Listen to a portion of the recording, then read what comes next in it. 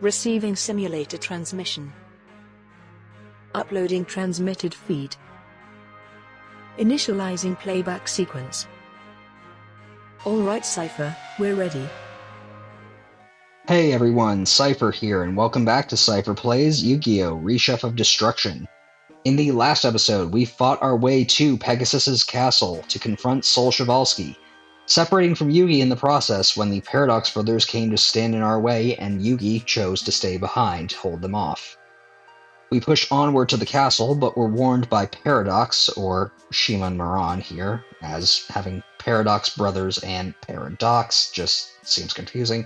Anyway, he warned us that the foyer of the castle has been transformed into an unending labyrinth, and that only the light of spirit cards from the duelists we faced along the way could light up the path forward to get to Sol Chevalsky and stop Reshef, the Dark Being. This time, we're going to be lighting that path forward as we have collected the spirit cards from the various duelists around the world. As Shimon here says, you have gathered the required spirit cards. So, we are going in for a duel gauntlet. Be prepared, as in Vanilla Reshef, all of these opponents will have 10,000 life points. Welcome, Seipher Boy. The path you are on is never-ending. I have taken the miserable spirits of the duelists you defeated, and crystallized them into these dark duelists. They are invincible. Enjoy. Well, you certainly are Pegasus. That card. How did you get that? So yeah, if you don't have these spirit cards, you'll be stuck on whatever opponent you don't have the card for, forever and ever, and we'll have to duel them again and again. Honestly, not bad experience, but there are better ways to earn money and deck capacity in this game. Although we don't have Yugi and Joey anymore since they're holding off duelists for us. Anyway, Imposter Bones is our first duel of the day, and this version of Bones is a bit more dangerous as he starts on a Yami field and has more Fiend attributes in his deck to start off with. I've got a pretty solid opening hand, so I think I'm going to just discard my Vampire Lord and set that trap. That said, with this version of Bones, he does have Wasteland in his deck, which will weaken his monsters by getting out of the Yami field, though he does also have zombie monsters that power up from it. He has gotten a minor attack point boost to his non-tribute monsters. They now have 1650 attack or less. He's also varied up his spells and traps a little, losing a copy of Swords of Revealing Light and replacing them with burn cards and life point recovery cards. Anyway, let's dump our Dark Flare Knight in the grave. And as we duel this Imposter Bones, I would just like to ask what you guys think for a question of the day. Which Yu-Gi-Oh video game is your favorite and why? I'm just going to be brief because there are a few Yu-Gi-Oh video games that I haven't played for the channel yet, and I want to play them, but I am a little hard-pressed. I think it comes down to the Sacred Cards, the Duelists of the Roses, and the Foulsbound Kingdom, all for different reasons. But yeah, let me know what you guys like to play in your what Yu-Gi-Oh video games you really like. Heck, most of them you can get nowadays due to the early days collection. And for those that you can't, well, I'm sure you can find copies on eBay. Duel Victory, your deck capacity increased by 5, 10,000 Domino, Magical Ghost was obtained. Alright, not great. It's my spirit card, the light. So yeah, we're gonna basically just be going in through a duel gauntlet, and our next opponent is Imposter Rex. You, that card. No, come on, duel. Alright. So, starting on a Yami field, this version of Rex is slightly easier. He subs a lot of his dinosaur monsters for dragon monsters, and he still keeps his Wasteland cards, so pretty weak. He does also have a variety of spells and traps. He's lost a copy of Swords of Revealing Light that he had in our last rematch with Rex, and has replaced them with burn damage and life point recovery cards, kind of the calling card for the Chevaliers at this point, I think. And that was probably to be expected, so let's just weaken whatever he sends our way, and thankfully he destroyed his own monster. Although we are in a bit of a bind now, so let's just end our turn. Okay, transforming into Wasteland, so Zombie, Dinosaur, and Rock types will get a power boost.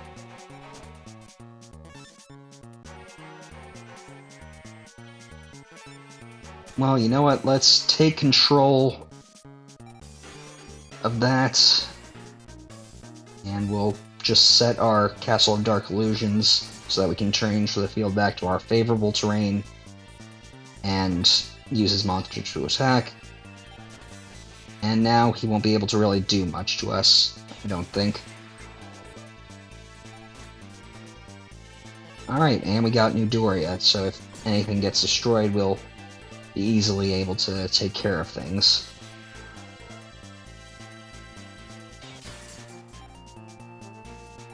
Okay, Mirror Force took care of whatever he had, and we can just lay into him now. Should be fine, I think.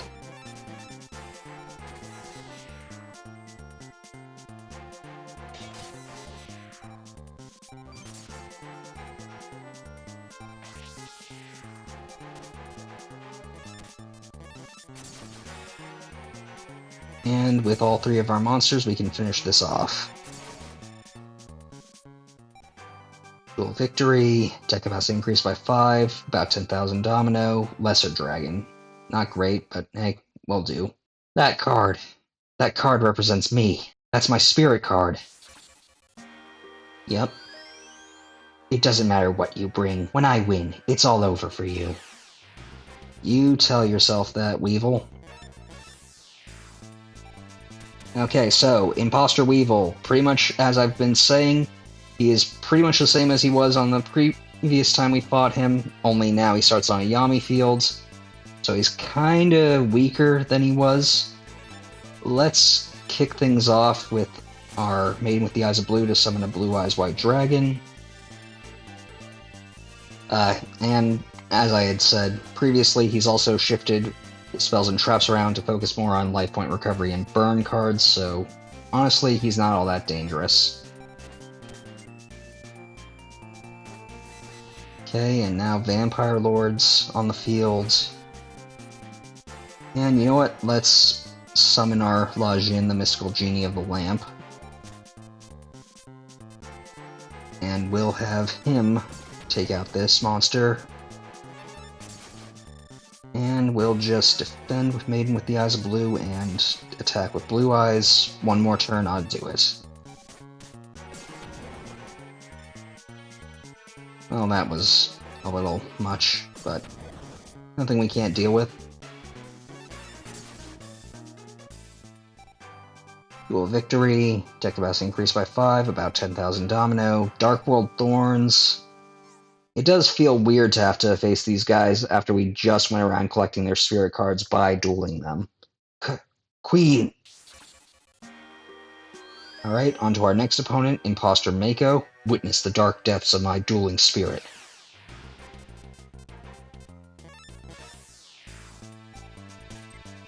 Alright.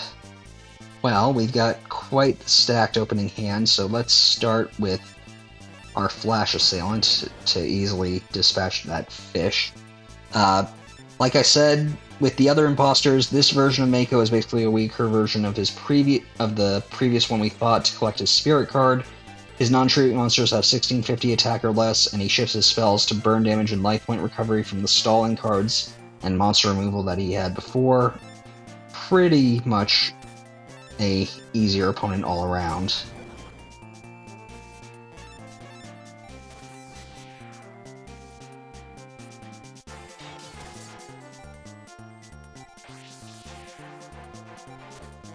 So, Majin, maybe you can help us easily dispatch this guy. One more turn ought to do it, and he'll probably end up kamikazeing.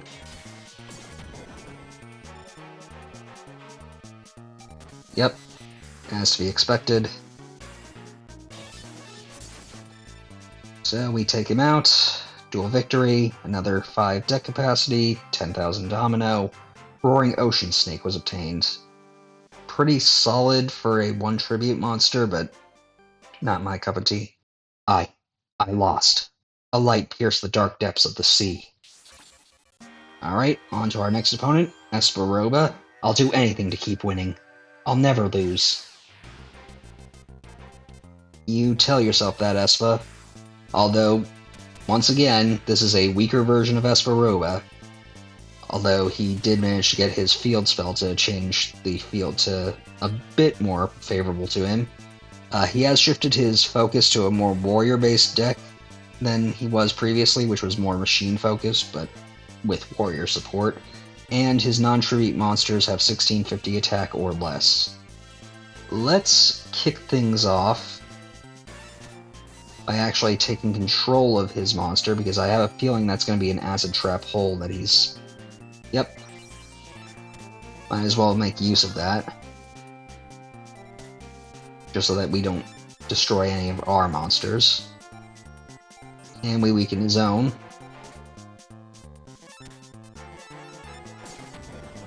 And now we just start chipping away at him. Honestly, I'm not entirely sure why we have to duel these guys again after we just dueled them and they're much weaker here. I guess because they're made from the darkness within their hearts from being defeated by us in the past. Therefore, they wallow in self-despair and just aren't as powerful. Just kind of weird. Let's destroy that and take this guy out. Opponents have LP, dual victory, deck capacity increased by 5, about 10,000 domino, ground attacker Burgoth was obtained. Pretty much what I expected. I hear them. My brothers, they're calling me. Alright, and now for the last of the duels we face along the way. I don't care who I'm dueling. I always win. I'm pretty sure our track record shows that you don't always win, but what do I know? Anyway, this is a slightly weaker version of My Valentine.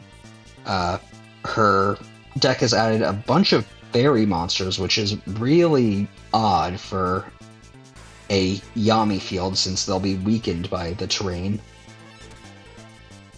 Anyway, let's discard our Dark Flare Knight and summon our Headless Knight.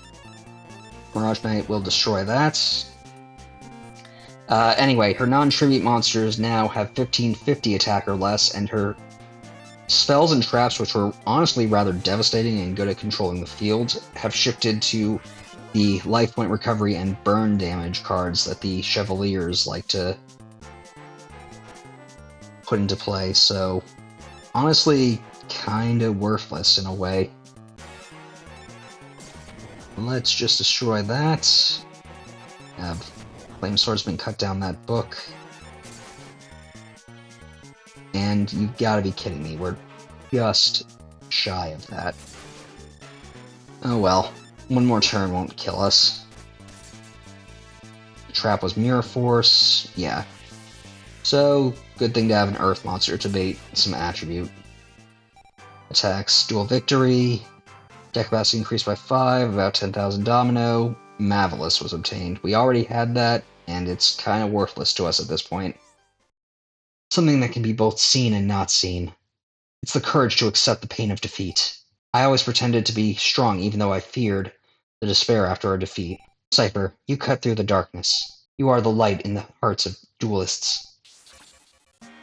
Well, that's a little cheesy, but alright. With that, we want to actually go leftward, just to be be careful. I didn't know if we'd end up progressing the story, because now we are in the actual foyer, and if we do go up that way, we will progress the story. However, I want to go back just to make sure. Yep, we're in the foyer now, and I want to go to this room.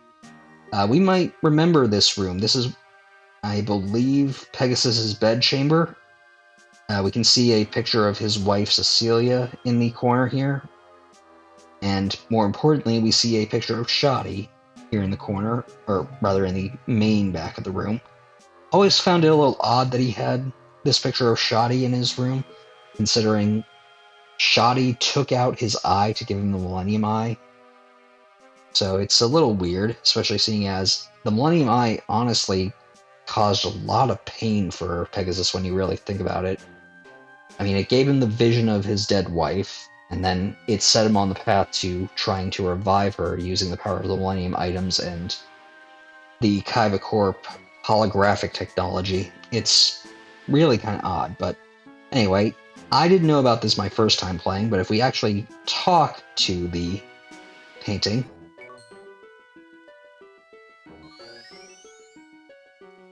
You have traveled far. There is but a little more to go. I implore that you save Pegasus, or Sol Chevalsky, as he now calls himself. It's a little weird. My tale is long. Will you hear me out? Sure, to learn the truth takes courage. Hear my tale of the tragedy of Pegasus. Time passed since Duelist Kingdom. Pegasus awoke from his long dream. He wandered the globe, drawn by an unseen power. He visited many ancient ruins until his journey led him to Egypt. By chance, he found a stone tablet. Sealed within it was Reshef, the Dark Being, and thus began Pegasus's tragedy. He slowly deciphered the stone tablet, and realized the calamity it would unleash. It could bring eternal darkness to the world, so Pegasus was determined to prevent Reshef's escape. As he further studied the stone tablet, he was unaware that he was falling under Reshef's spell. The Egyptian god cards are needed to seal the stone tablet, but they can also be used to resurrect Reshef. Pegasus sought the Egyptian god cards to seal Reshef forever. But, under Reshef's spell, he did the exact opposite. He used the Egyptian god cards in a resurrection ritual, which freed Reshef and turned the Egyptian god cards to stone. The Millennium items were also scattered across the globe. Pegasus is now fully under Reshef's control. Seipher, you must not hate Pegasus. Hatred makes your spirit as tainted as Reshef's. You must enter the final battle with a pure spirit.